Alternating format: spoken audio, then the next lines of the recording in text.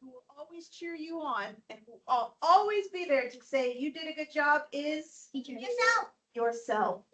You've got to learn to be able to go, I did a good job, and pat your own self on the back, because people aren't always going to do it for you. All right. We got a lot that I want to get through today, so we're not going to backtrack much. I'll just catch you up. We came, we saw, we conquered. We're about to go into a door. No, okay. Our three main characters have met, and they are all in Weirdwood Manor, and they have just discovered their real reason for being here, right? And they just watched the person who invited them to come to get gobbled up by a goblin door. And now we get to see their reaction, because I can imagine your reaction watching, Mrs. Griffey jump into a goblin door. Yeah, I don't know. We'll see. Here we go. Hey! The three children stared, mouthed agape at the gigantic goblin head who was smacking his lips with a contented smile. No.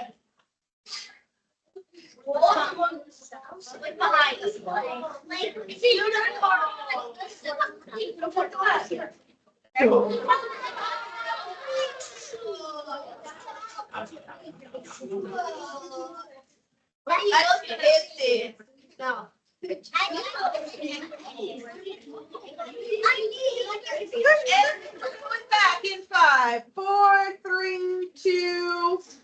Excellent. What? Okay, did that just happen? Eugene spluttered. Door crackled. My testing, my precious testing. You should be seeing your face as you should. I think that was possibly the most disturbing thing I've ever seen, said Celia with a disgusting frown. Oliver, however, stepped forward. Okay, Door, what do we need to do? He surprised himself with how strong his voice sounded. He clenched his fist and held his head high, hoping to mask the very real fear he felt in being so close to this man-eating monster. Woo! Door crowed. Bold, tasty, brave, tasty, yes. Door likes the spicy, bold tasties. Eugene grabbed his arm. Are you bothering mad, Ollie? That thing just ate it. We gotta get out of here. Door laughed. They's calling me Manture for not nothing, no. Eugene's right, Ollie, Celia said. I came here to hone my writing and maybe get a good reference for my resume, but instead we get man-eating doors and libraries with mystical powers. Yes, I know, there's a fairy thing. It pops up on his teeth. He needs to floss. Moving on. I mean, I knew Arthur was eccentric, but this? She gave Dor a look of disgust. This is just plain crazy. Dor's huge mouth turned into a menacing frown. His wooden eyes glared at Celia. You take that back. My Arthur is never been crazy. He is powerful goody smarts. Right, Celia said, because jumping in the mouth of a giant goblin door is what smart people do. She turned to the boys. Look, I don't know about you guys, but I'm going back to find Miss Brimley. She gave Dor a sweetly sour look. No goblin gullets for me, thank you very much. Then, without another word, she turned and began to walk down the way they'd come. Dor called out after her, "You're probably tasting like barks and thorns anyway, nasty little meanies." Eugene bit his lip for a second, as if trying to decide. Sorry, mate. He gave Oliver a resigned shrug and started down the hallway after Celia. Oliver clenched his fist and gritted his teeth in frustration. They were so close to getting answers, real answers. How could they just walk away from that? He went after them. What are you so afraid of, Celia? The words tumbled out of Oliver's mouth before he knew what he was saying. Celia hesitated and without turning her not afraid.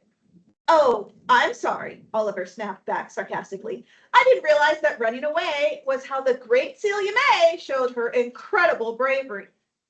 Celia spun on him and nearly knocking Eugene over. And what would you know about being brave, Oliver? Do you have any idea what it's like to know that you could kill someone with a careless word? Or to accidentally create a national emergency with a pastry flower? She waved at Eugene. Hey, I never, Eugene started, but Celia kept on going. This isn't some stupid fairy tale story where the young heroes get to learn how to be witches and wizards. You have no idea how dangerous real magic is, what it can do to people, what it costs. Oliver clenched his jaw and stared daggers at Celia. How dare this overprivileged, magic-abusing brat tell him he didn't understand? He could feel his pulse rise as a furious anger rushed through his body like a storm-swollen river. Oliver's eyes snapped wide with fear as he realized what was happening, but it was already too late.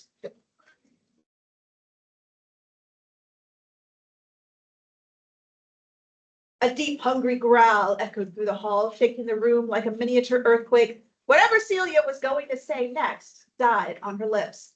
The candles around them flickered and dimmed, leaving the kids in an eerie half-light. Oliver's body tensed. No, not now, he said through gritted teeth. His eyebrows furrowed with determination, but the fear in his eyes was unmistakable. Then Oliver gasped. His eyes flashed with a haunting blue light before he squeezed them shut and covered his face. A chorus of ghastly moans wailed from somewhere in the depths of the darkened hallway, bringing with them a damp breeze that tugged at the children's clothes and hair. The hall's candles flickered wildly in the wind, and shadowy figures danced across the walls, followed by sounds like vague whispers and impish laughter. Okay, now that's just creepy, said Eugene, taking a step back. Celia touched Oliver's arm and gave it a light squeeze. Oliver, she whispered.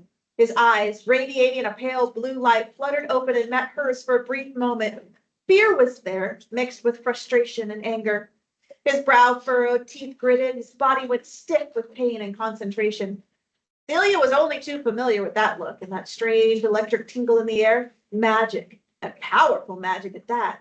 But it looked like Oliver was barely able to keep it under control. If he were to let go, it would flash.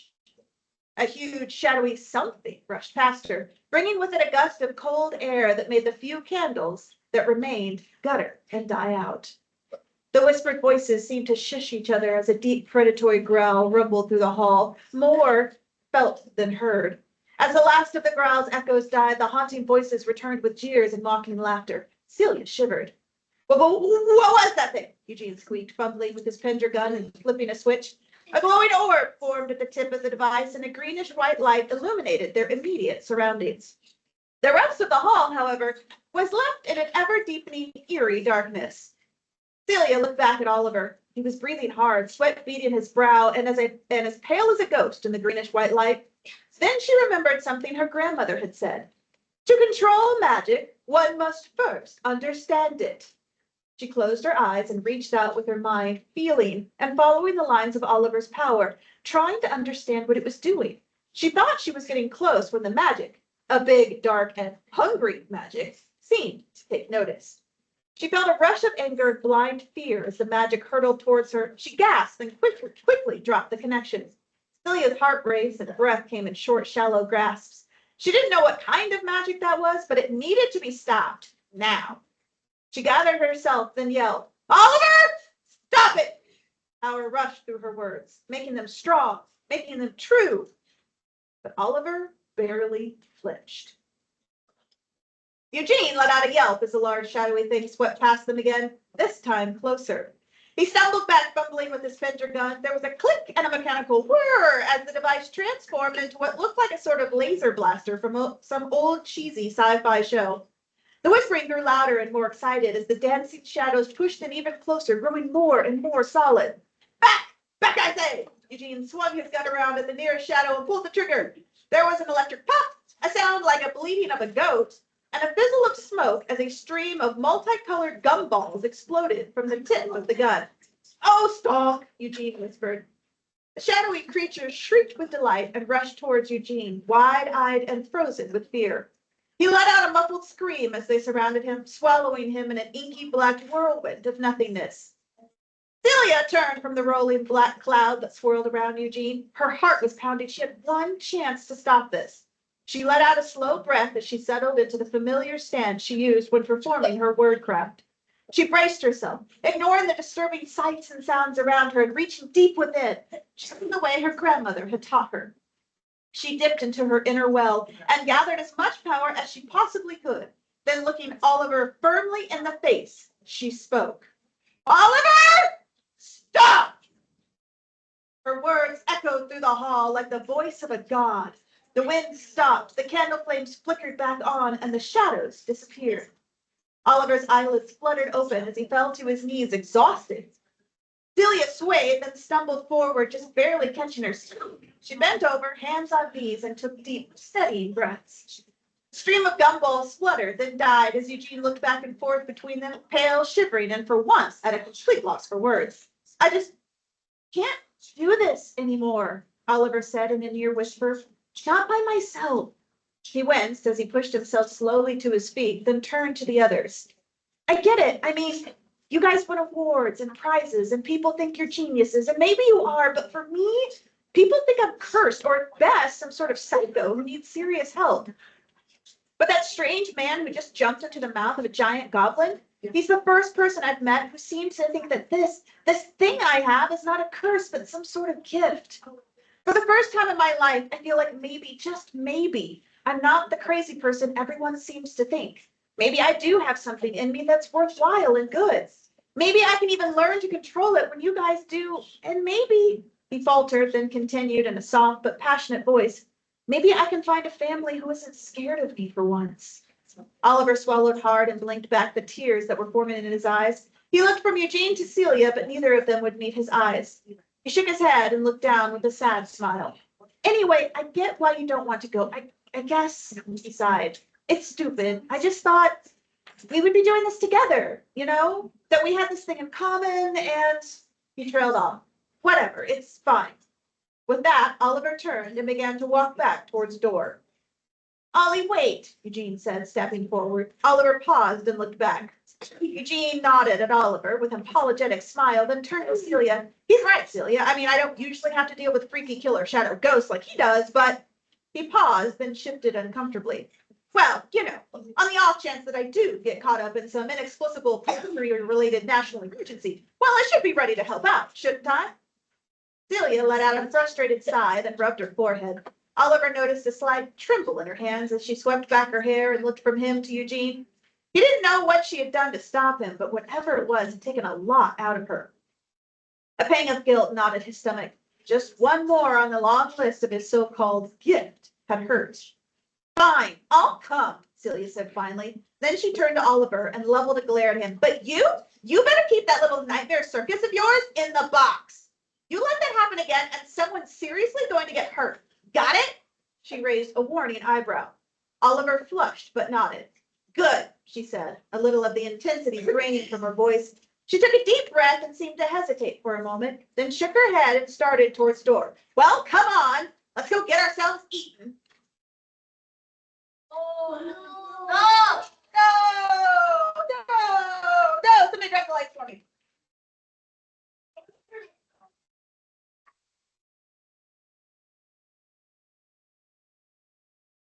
Okay, so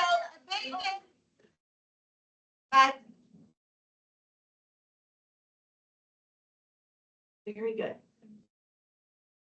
Oliver, Eugene, and Celia, they were debating with each other a lot, right? They were talking about, okay, I don't want to go for this reason. Well, I kind of want to go for this one. Eugene really didn't have a reason. He was just kind of following, right? But everybody had their reason. Celia's reason. What was Celia's reason for not wanting to go? She didn't want to go inside the room. She didn't want to go inside door. She didn't want to risk getting eaten. Valid reason, right? Didn't want to risk maybe possibly dying. Speaking of, we need to add to our tally mark. Oliver almost dies. There we go. What about Oliver? What was his reasoning for wanting to go? It's not like, it's not really changing like the Oliver, or just Oliver. Okay, yeah, it's pretty much all of them. When Oliver almost dies, all of them almost die. So you're right. Maybe we should have put the Weirdwood Manor kids. Anyway, anybody know what Oliver's reasoning was? To go see the man that told them a little bit about why they were there. Okay, he wanted to go see Arthur, but why? Why did he want to go see Arthur? So, because he really bring that understanding that is for. Because he thinks he's the only person who understands him, right? He's giving him a chance. He has a possibility of understanding. And if you had this kind of nightmare inside of you, would you want to maybe risk getting eaten for that to understand what's going on? Yeah. Okay, so today we are going to be doing what I call a fishbowl, or what is called a fishbowl. I'm not the only one that calls it that. which is why I moved this table up here. I'm going to have 4 people sitting at this table. And I want you guys to go over. We're going to have an argument. We're going to have a debate. But we're not just going to have any kind of argument. We're not just going to go around going, but I'm right, you're wrong. No, I'm right, you're wrong. No, I'm definitely right and you're wrong. Does that ever work? Yeah. No, because you need to have the reasoning of why, right? And very important, are we arguing with the person or are we arguing with their thoughts and their reasoning? Right. So when you have an argument, you're arguing with the reasoning, not the person. We're not attacking any of the people in here. Got it? Thumbs up with that? Okay. So the 4 people are going to have a debate. They're going to conversate. Should we go into door? Should we not go into door? Should we get eaten by door? Should we not? Should we risk it? Shouldn't we? Now, everybody else is going to be on the outside listening. If you have a thought, if you have an idea, if you're like, I really want to comment on this, go up to one of the people sitting in the chair and just tap their shoulder. Let them finish their statement, and then the person in the chair will swap out. Make sense? Let me have an example. All right, I need 4 people. You guys, you 4, right here. Go sit down. In the chairs. Preferably without hurting anybody next to you. They're scared. All right, go ahead. Now, what is your thought? Should we get eaten or should we get eaten? We shouldn't. We should. Okay, but I need more than that. I need evidence. I need reasons. Why? Why shouldn't we eat? Maybe he's like tricking them to go into his mouth and eat them. Oh, he might be tricking him. See how this goes. Now, I want to say something because I'm on the outside, right? I want to have a statement. I'm like, wait, I have an opinion. It might be worth getting eaten. I have a thought. So I'm going to go up and I'm going to tap his shoulder. But I'm not just going to just kick him out of the chair and sit, right? No, I'm going to like bend it back, make it get out. No, I'm going to flip it around. My turn! No, okay, good. Okay. So I'm going to tap him on the shoulder so he knows. You're going to finish your statement, which you did. So now you pop up. Okay. That's my turn. So the only 4 people who are talking are these 4 right here. What's your thoughts?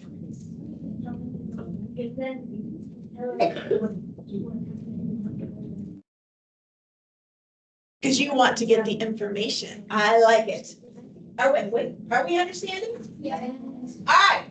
Everybody hold your feet. There's no, oh, you guys stay seated.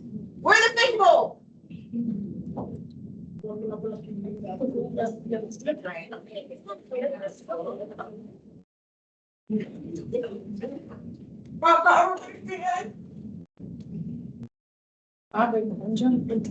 what happens if you want to talk? And you're on the outside.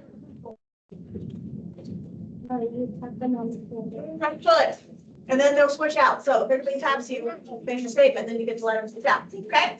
So you have said you were speaking. You were going. I interrupted. I apologize. But I needed to make sure that they understood. Now, so what's your thoughts? I think it. Okay. Because our nurses are way around, so probably wouldn't go in even if it was dangerous. Oh, so you think since Arthur went in, it's probably safe because you saw the dolphins go in, was slightly scared at it. I like it. Anybody outside have any thoughts? Because there's like 2 people here you can tap if you want to sit down and have a conversation. Well, then tap them. Anybody? Nobody? Nobody? They took showers. Okay. What's your thought? No, not the same thing it is. Come on, what's your thoughts? Hey, what's another one? Somebody tap their shoulders. Oh, okay. Bump up. No, you can. Oh, I think I got mine. You can tap mine too. Somebody needs to be sitting here. Try to listen to him thinking.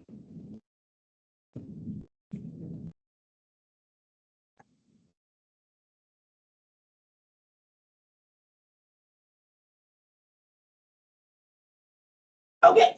What's your thought? I look indoor because Hey, if you're talking, you gotta be pushing the thing. Nobody out here gets to talk. You only get to talk in here. I'm sorry, go ahead. I think because there's some mystical creatures there. We might find mystical creatures, so it might just be worth the risk of just the amazing things we'll get to see. I mean, I don't know. This is death, right? I mean, okay. I'm gonna do an argument here. What is in a stomach? What's that? Hurt? Yes. Well, if they're going in a You don't have the door on. well, but okay, well, Yeah, I'm because just- you When to talk, you need to tap. that's right. If you want to talk, you got to talk. He was allowed to speak. Yeah. Nobody else out here. You got to He's talk. brave enough to take a chair. That's right. Okay, so. Oh, you didn't want to go? Okay. I mean, stomach acid sounds like a really horrible, painful way to go. I'm just saying, I'm not sure looking at cool mythical creatures would be worth stomach acid burns. Wasn't it like a lot? We don't know that. All we know is what he said. That could be a lie and the person's about to get numbed up by. We know nothing. We know this guy from Adams, right? We just met him like 20 minutes ago, maybe. You've already sat. Yes. They might find something else. Okay, but that's worth possibly dying over? Dying. That's worth possibly dying over. Oh my, you are going to go out and just go crazy in the world, aren't you? They might find something that makes it worth it. Also, I know, but somebody tapped you, so you gotta pop up. why would Then tap somebody else. Why would Arthur Pillar help? But wait, she hasn't got an opportunity to talk. I am tappable. That's not what I mean. I don't have to stand here.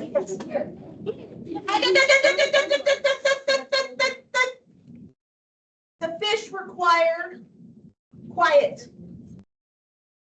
I don't think that.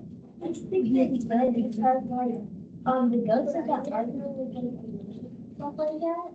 Yes, some evidence in the book. The ghost. What did the ghost say? The ghost said murderer and liar. Would you want to follow a murderer and a liar? I mean, the ghost was in shackles, so there's kind of that. But I'm just saying, somebody has seen him.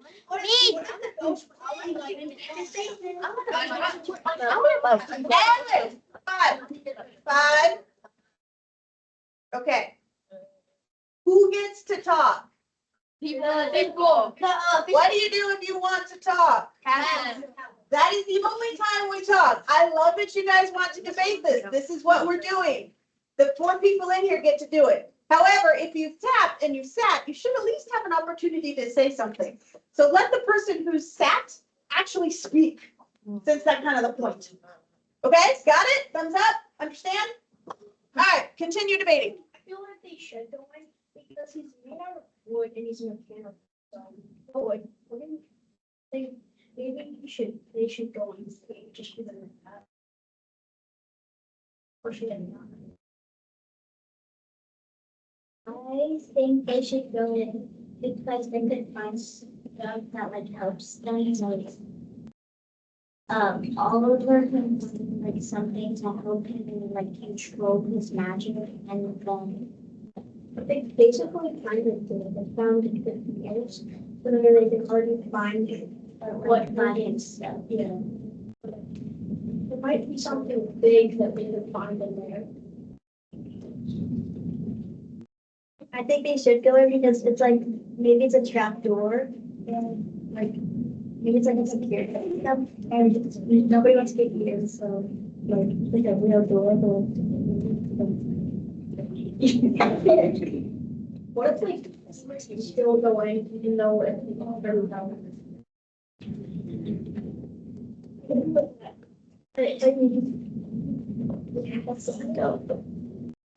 Well, I can be said.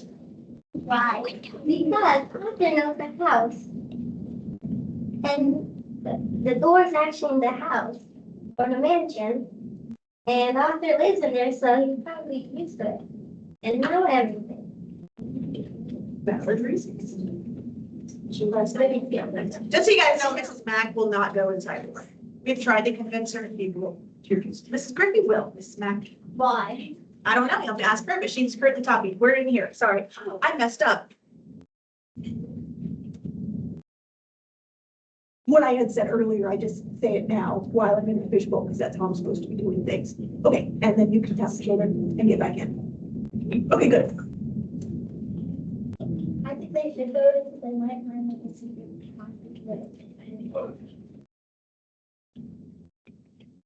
all of that means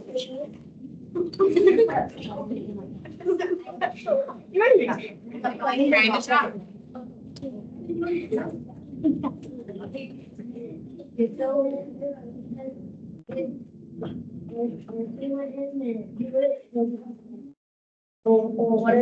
Arthur doesn't seem suicidal. And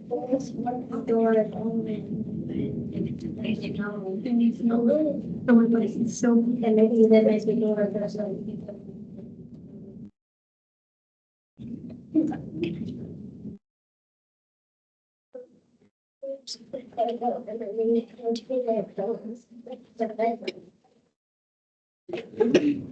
Okay, fishes, remember, you got a lot of people watching.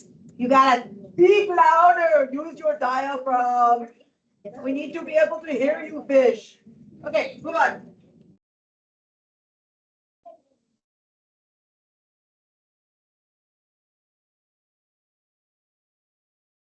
You go over there. You're not doing anything to be beneficial. You can say right there. Fish aren't talking. I feel like they shouldn't go in because Arthur is a murderer. Because the ghost gave facts and said that Arthur was a murderer. I like this. And then I'm sorry, go ahead, finish. You wanted a statement to finish. Was that he's a it? murderer. He's a murderer. Okay. That's valid. Okay. Do we understand how to do a fishbowl? Thumbs up, we understand. Sideways, we're kind. And thumbs down, we're like, I have no idea what I'm doing, Mrs. Heinzelman. This is just not an idea. Okay, excellent. Now, let's come back and we'll see if we can, okay, we are done with the fishbowl. So you guys can go that way a little bit. Oh, the trap. I thought it was like my trapdoor can explain This is the fishbowl.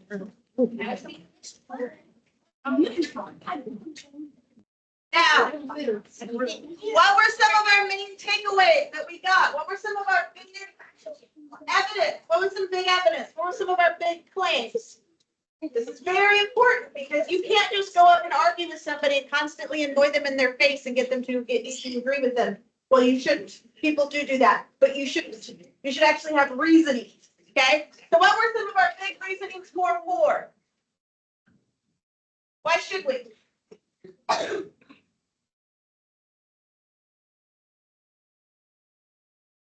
spell against, right? Yes, yes. Okay. 4. Yes. No, 4.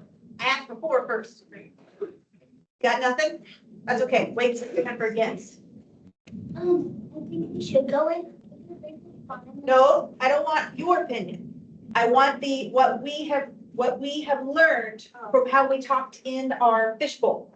What were some of the arguments that people came up with? What were some of the reasons? Does that make more sense? Yeah. Okay, so what were some? I know, but I don't want your opinion. That's what the fishbowl was for. Now I just want, what did we learn collectively? What was the reason to go in the door?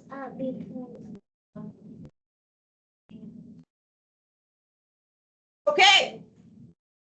So looking for stuff. Yeah. There's a box there. Somebody for against. I feel like they shouldn't go. No, not you. What did we learn in the fishy bowl? You already talked. They don't. They're not gonna go in. But why? They might not go because they might get long. They might die. Yeah. They might die. Bad. Okay. What was another reasoning for going for 4? Give me a reasoning for 4. Ladies, I hope that note is so important. Please tell me the reasoning why to go into door.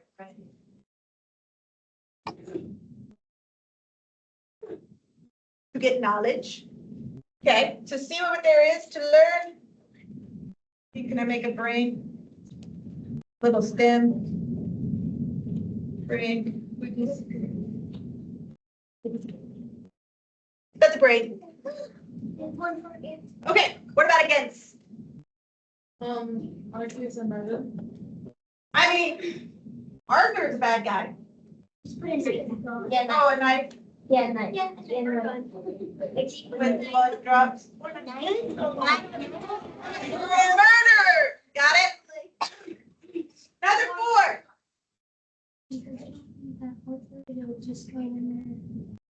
Right, Arthur does not seem very suicidal, right? He seems pretty happy. Okay, so Arthur knows the manor, right? That's a knowing. Oh wait, that's these guys, right? There. Arthur knows the manor. Okay, and one more for against.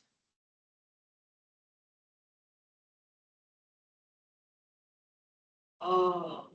But did we learn that in a fishbowl? Yeah. We did learn that? Okay, I must have come over here. So it might be, I don't know, they connected just to Arthur. So Arthur might be good. Arthur might be good. But the kids might be bad, right? Right?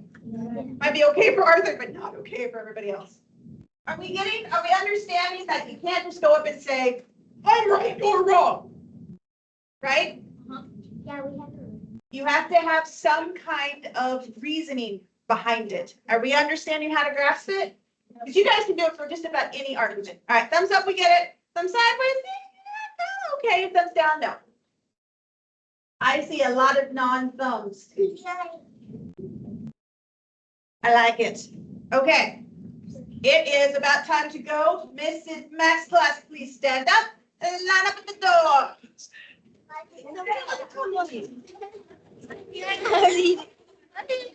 Stop dancing to my thing. I need to dance.